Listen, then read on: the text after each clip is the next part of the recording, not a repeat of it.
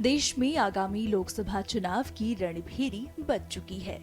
निर्वाचन आयोग की प्रेस वार्ता के साथ ही पूरे देश में चुनाव को लेकर हलचल शुरू हो गई है। देश भर में 7 चरण में लोकसभा चुनाव होगा और 4 जून को मतगणना होगी। देश के अन्य हिस्सों के साथ साथ असम में भी चुनावी सरगर्मी बढ़ गई है। यहाँ 3 चरणों में लोकसभा चुनाव होने हैं और ऐसे में राजनीतिक दलों का ध्यान चाय बागान के मतदाताओं की ओर है, जो 5 में से कम 3 संसदीय क्षेत्रों में निर्णायक भूमिका निभा सकते हैं।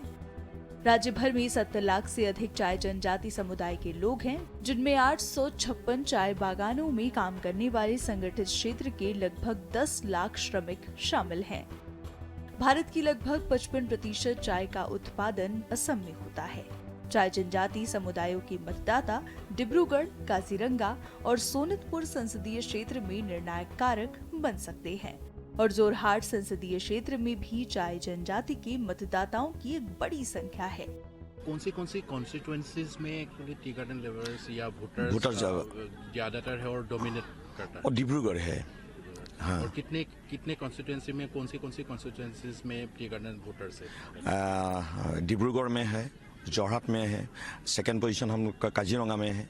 काजीरंगा में 6 का कॉन्स्टिट्यूंसी है और जोरहाट में भी है और थर्ड पोजीशन तेजपुर में है, सोनितपुर। तो देखा जाए कि टी गार्डन लेवर्स की बहुत सारी एक्चुअली समस्या है, प्रॉब्लम है। तो आप कैसे देखते हैं, क्योंकि पहले भी कांग्रेस की सरकार थे, असम में भी थे, केंद्र में भी थे, अभी बीजेपी की सरकार दोनों सेंटर और स्टेट में भी है। तो आप कैसे कंपैरिजन करते हैं कि टी गार्डन लेवर्स को या वोटर्स को कैसे बेनिफिट मिल रहे हैं, क्या क्या? आगे इस सरकार ने बोला था, जब आया था 16 में, इस सरकार ने बोला था टी गार्डन का लेबर का जो वेजेस से 351, लेकिन अभी 251 हुआ है और अभी भी 149 अभी भी नहीं हुआ है। मतलब वो भी देने से हम लोग का डेवलपमेंट होगा, लेकिन टी गार्डन देखने से अब अभी बाहर में कोई हाजिरा करने जाने से उसको मिलता है 400-500-600 रुपये, लेकिन बागान में इतना मजबूरी है। 251 में लोग है। सरकार का मैं अनुरोध करता हूँ कि टी गार्डन लोग को आप लोग इंडिया के लोग समझते हैं, असम का अपना खुद का समझते हैं, तो आप लोग हमारा लेबर को, हम लोग का श्रमिक को भी हाजिरा जो बोला था, सरकार ने बोला था 351, वो कर देने से अच्छा होगा। डेवलपमेंट की बात करें तो कैसे डेवलपमेंट हो रहा है, क्या हो रहा है? बागान में बोलने से आगे तो मतलब बागान में हम लोग जाने से, हम लोग बागान का लड़का हूँ मैं। बागान में एसीसी ब्लॉक नहीं होता है, सड़क नहीं था, अभी भी सड़क भी है। अगर स्टूडेंट के लिए अभी स्कूल भी बना हुआ है और आंगनबाड़ी छोटा लड़का के लिए भी है और मार्केट अभी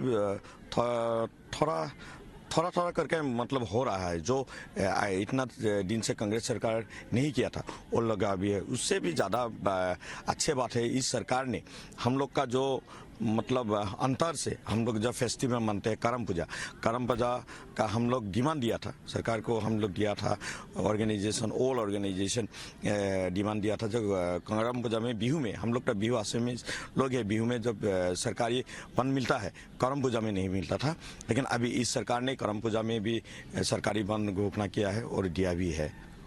इस इलेक्शन में टी गार्डन वोटर्स की कितनी अहमियत है और कितना फैक्टर बन सकता है? नहीं, डिब्रूगढ़ में तो फुल फैक्टर है और जोरहाट में भी है और काजीरंगा यहाँ पर भी है फैक्टर।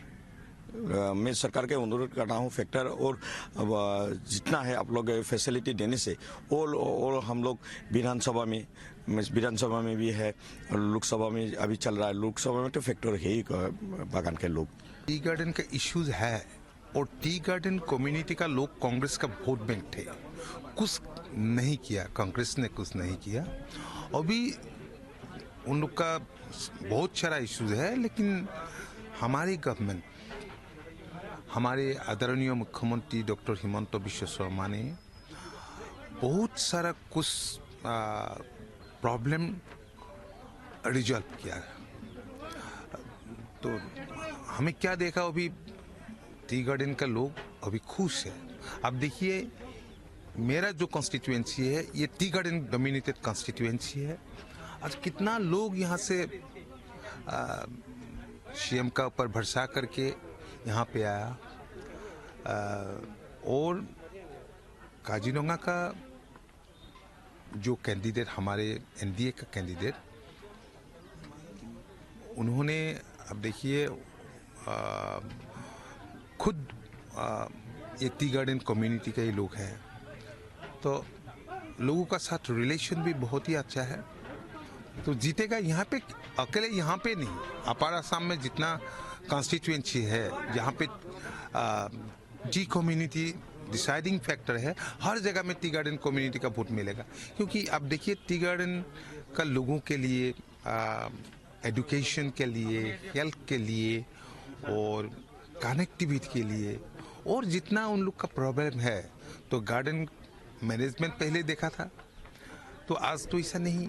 आज रास्ता हुआ है, रास्ता हुई, स्कूल हुई, हॉस्पिटल हुए, और बड़ी बात ये है कि उन लोग का जो वेजेस है ना, वेजेस ये इंक्रीज किया है हमारे गवर्नमेंट ने, तो टी गार्डन का लोग बहुत ही खुश है।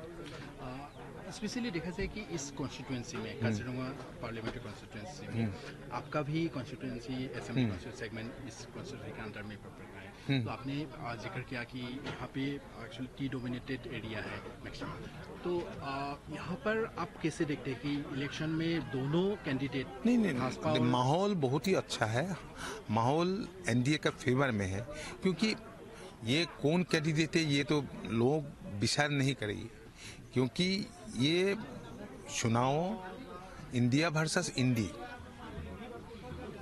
और हमारे गवर्नमेंट बहुत सारा कुछ काम यहाँ पे कर रहा है, क्या है कर रहा है, क्योंकि मोदी जी 2014 में पावर में आए थे।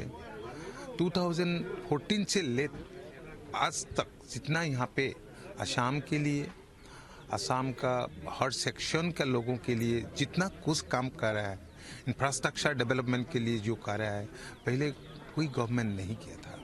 तो इसलिए ये जो दिस इज रियलिटी, तो लोग विकास का साथ ही रहेगा, एनडीए का साथ रहेगा, और फिर नरेंद्र मोदी जी का ऊपर क्योंकि बहुत ही भरोसा है, पहले जितना आशा किया था, तो क्या करेगा क्या नहीं करेगा ये लोगों का मन में डाउट था।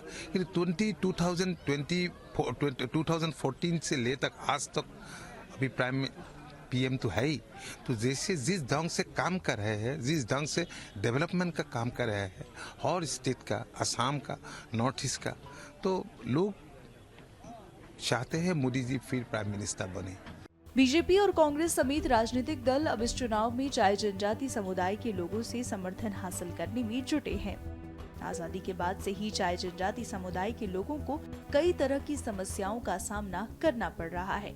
अब देखने वाली बात होगी कि इन समस्याओं का समाधान करने के लिए वहां की जनता किसे मौका देती है।